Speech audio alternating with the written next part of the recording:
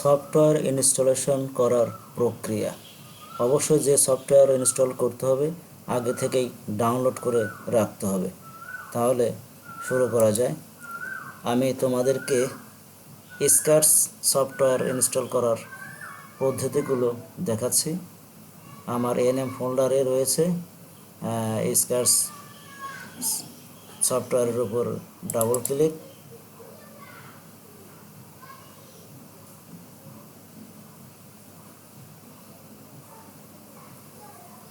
এরপরে ইনস্টলের উপরে ক্লিক করতে হবে।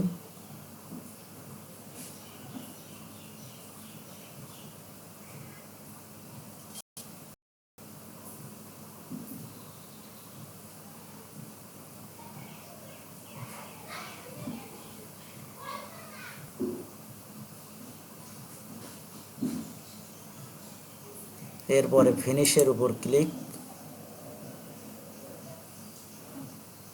সফটওয়্যারটি ইতিমধ্যে ইনস্টল হয়ে গেল, এখন লোডিং নিচ্ছে।